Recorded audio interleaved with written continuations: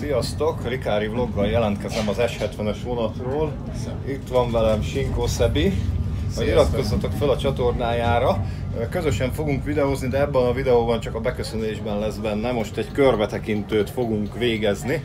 A jó öreg S70-esről leszállunk Rákosrendezőn, csak egy megállót jövünk vele. Még egyébként szerencse is, mert állítólag valami biztosító berendezés hiba miatt késések vannak a vonalon. Ebből mi szerencsére kimaradtunk. Itt az első megállón nem volt késés, pontosan jött a vonat.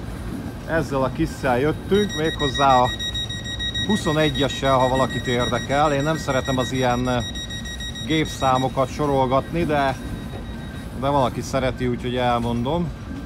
Ott vibrál a felirat, hogy S70-es, mindjárt menesztik.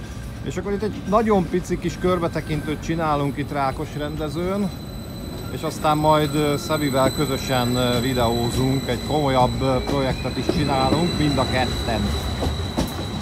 Akkor kihaladt az S70-es Vác felé, és ugye hát az egyik apropója ennek a Rákosrendezőnek, hogy itt az óriási nagy dubajos elképzelések vannak, és hát ugye itt nagy hírek voltak, hogy kiürítenek itt mindent, és akkor majd felhőkarcolók lesznek és ilyenek. Hát egyelőre ez majd meglátjuk, hogy ebből mi lesz. Ugye ez Lázár János bejelentése volt, aki szeret nagyokat mondani, aztán lesz belőle, ami lesz, általában semmi. Hát én személy szerint remélem, hogy a Dubajból sem lesz semmi. Ugye itt a Rákosrendezői személyrész, ahol mi leszálltunk. Hát itt tulajdonképpen vonatfogadó, személyvonatos vonatfogadó vágány 3 van, ahol mi szoktunk le meg fölszállni, ugye 1, 2, 3, és egyébként annak idején, nézzétek meg, ott vannak ilyen régi peronok. Régen nem voltak ezek a nagy peronok, és ezeken a kicsiken kellett átbóklászni, meg lebotladozni a vonatról, hát nem volt veszélytelen, meg hát ott ugye igazából ezekkel a kis peronokkal annak idején az utasvédelmet sem tudták biztosítani, mert annyi vonat volt, hogy hát nem volt igazán arra a forgalomra alkalmas ez az állomás így, de hát már valamikor egy jó 15-20 éve, inkább 20, megcsinálták ezeket a nagy peronokat, és így már biztonságosan lehet közlekedni Rákosrendezőn. Cserébe viszont ugye a második, harmadik vágány peronja az a világ végére került, ugye Rákosrendező így sincs közel a különböző városi tömegközlekedési eszközökhöz, és hát amikor ott leszáll az ember mondjuk a második vágányra vagy a harmadikra érkező vonatnak a végéről, hát akkor igen nagy gyaloglás van mondjuk a busz vagy a villamos megállóig. És hát itt a közvetlen közelben viszonylag kevés embernek van dolga. Mégis egyébként csúcsidőben elég nagy utasforgalma szokott lenni. Közben itt nagy gabonás szerelvények állnak bent a fogadóvágányokon, és egy Akiem mozdony is bent áll egy vonat élén, lehet, hogy még valamikor el is fog menni. Hogyha szerencsénk van, akkor a mai forgatás alatt ezt még föl is tudjuk majd venni, de az nem biztos, hogy ebben a videóban lesz. És akkor nézegessünk körbe itt Rákosrendezőn. Ja, egyébként ott egy konténer, abban van a forgalmi iroda, legalábbis a külsősnek a helye. Régen itt volt a főépületben, de majd oda majd mindjárt elnézünk. Ugye abban működik a csomóponti főnökség. Hát sokat jártunk vasutaskoromban ide oktatásra, meg mindenféle ügyeket intézni. És mellette az a kis lapos, az volt régen, abban volt az öltöző, meg a 10-es őrhely. Ugye régen itt sokkal nagyobb élet volt. Hát én 2002-től 13-ig dolgoztam a vasúton, és ugye itt kezdtem a rendezői csomópontnál. Tehát bocsánat, akkor még Esztergomhoz tartoztunk, később rendezőhöz. Akkor még itt óriási élet volt, 3 tartalékkal tolattak, és ott volt a 10-es őrhely, a tolatásvezetőknek a törzshelye, és mögötte pedig ebben az öltözők. Hát ma már ezek így be vannak deszkázva, meg nincsenek semmire használva, de az épület az ugye létezik, azt ugye nem bontották le. És akkor itt a középső részen, annó még gyerekkoromban, vagy ifjú koromban, itt volt kiállítva egy 424-es még hozzá. Én úgy emlékszem, hogy a 005-ös, de lehet, hogy a 009-es, de ebben én most így nem lennék biztos. Én 005-ösre emlékszem, aztán azt elvitték innen valahova, Hát most mea culpa, nem néztem meg, hogy melyik gőzös volt itt kiállítva, közben érkezik a Flirt. Gondolom esztergomi, vagy valami hasonló történet lehet. Itt le is dudál nem minket, hanem vette a menesztést. Ugye itt haladós vonat, Z72-es, ugye itt meneszteni kell, és hát ha már vonat, akkor mondjuk van egyéni kijárati jelző, nem tudom miért kell meneszteni, de lehet, hogy azért, mert messze van és nem látszik jól, vagy nem tudom, hogy miért, már én ezekre a dolgokra nem emlékszem, meg hát magánrendező állomáson nem dolgoztam. Na egyébként itt a személyvonatos vágányok mögött itt van az AB csoport, hát most már nagyjából fákkal benőve, egy vágány van, amit még alkalmilag használnak, és emögött volt régen, csak kicsit hátrébb a bontó. Hát itt bontottak szét gőzösöket, meg régi vagonokat, meg nagyon sok érdekes dolgot, de hát ez már a mai napon nincs meg. Ma már ugye a járműbontó az leginkább Sátoraljaújhelyen működik, de még ifjú koromban itt még ilyen roncsvagonok között mászkáltunk, eléggé el nem ítélhető módon. És akkor nézzünk elejére, van egy pár érdekes dolog, ugye van maga a felvételi épület, ami hát ma már így azt mondják, hogy életveszélyes állapotban van, hát azért nem úgy életveszélyes, hogy ránk fog dőlni, meg ilyenek, hogyha elmegyünk mellette, mert azért a főfalak azok állnak és azok stabilak, de hogy kiüríteni már teljesen kiürítették, nem is tudom, hogy még nem olyan régen a váróterem működött, nem tudom, hogy az most működik-e. Minden esetre egy automatát ide szereltek, pénztár, nem tudom, hogy van-e ebben a konténerben, nem az van. Itt egy konténer nagy légkondival a tetején, bár akkora légkondi van rajta, hogy ez nem hiszem, hogy személykonténer, ez lehet, hogy valami bizber vagy ilyesmi, bár nem tudom, hogy bizber fejlesztés történt-e itt. Hát ebben nem tudom, mi van, valamilyen üzemi berendezés, a fene tudja, aki tudja, írja meg, erről nekem nincsen információm. Szóval itt lehet jegyet venni az automatában. Mindjárt megnézzük, hogy a pénztár kinyitotta, és megnézzük itt a pusztulatot a Rákos rendezői nagy felvételi épületről. Hát valaha itt ezen a végén volt a forgalmi iroda, a menesztő.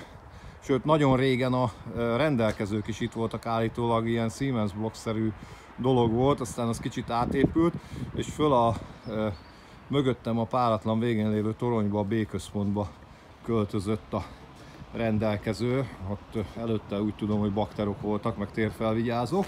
De hát ez már nagyon régen volt. Aztán utána a menesztőt is kiköltöztették, nézzétek meg, le van zárva ilyen OSB lapokkal. A menesztőt is kiköltöztették oda a konténerbe. Egy darabig még a vasútőrök voltak itt, de aztán most már ők se. És hát itt látható, hogy a váróterem is le van zárva. Tehát várni csak kint lehet, és jegyet venni pedig csak az automatában. Hát elég szomorú látvány egy fontos elővárosi vonalon, hogy ilyen állapotban van az épület. Hát ha tényleg lesz Dubaj, akkor könnyen lehet, hogy ezt is bontják, de lehet, hogy aztán meg majd az állapota miatt kell lebontani. Pedig hát azért lehet, hogy fel lehetne újítani, vagy átépíteni, korszerűsíteni, a fene tudja, hogy mi lenne jobb. Hát építészetileg nem egy nagy történet, úgyhogy olyan nagy értéket nem képvisel, de ki tudja, hogy mi lenne a jobb. Fent van a sorompó, nyitva van a sorompó, most ugye délelőtt viszonylag kevesebb a vonat, egyébként nagyon sokat van zárva ez a sorompó normál esetben, mert hogy nagyon sok a vonat. Ott ki is van írva a menetrend, mindjárt meg is fogjuk nézni, már csukódik is, mert megint jön valamilyen vonat. Itt nézzétek meg, van itt egy F betű. Mindjárt megnézzük. Egyébként egy időben itt is működött egy resti ebben a részben. Két resti volt a Manó, ahova szoktunk járni, majd lehet, hogy most is benézünk ebédelni. És volt itt is egy ilyen kocsma egy időben, de hát az már jó régóta nincs.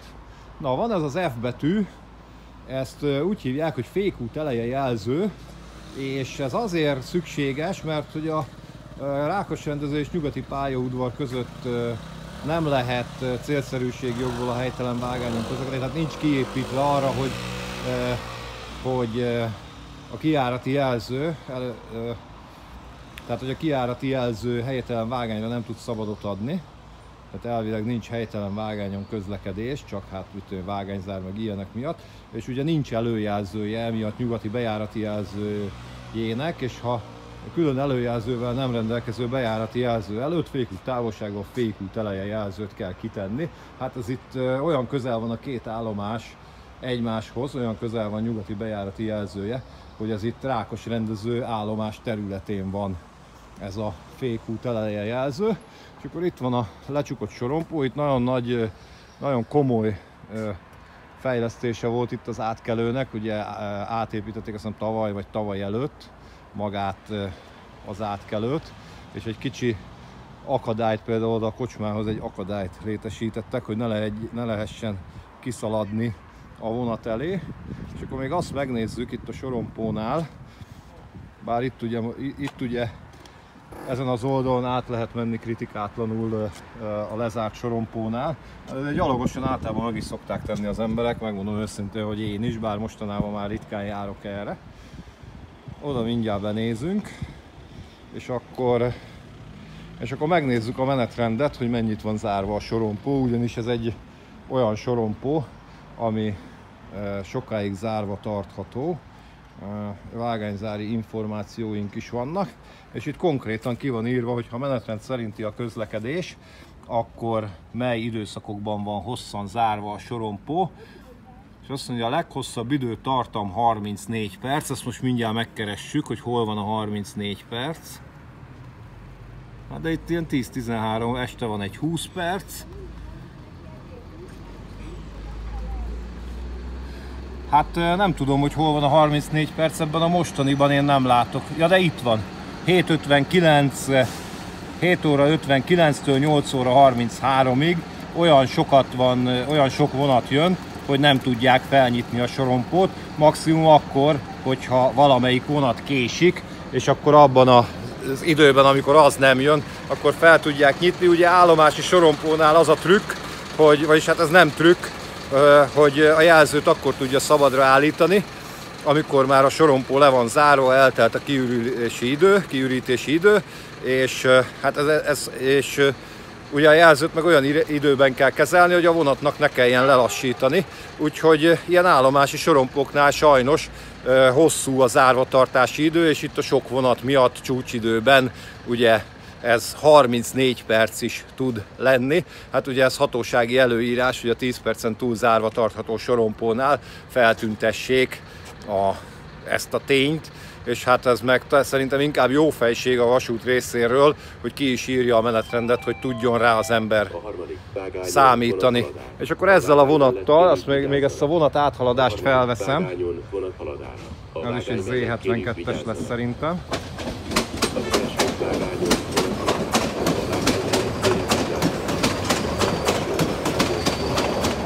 Hoppá, jön a Metropolitan.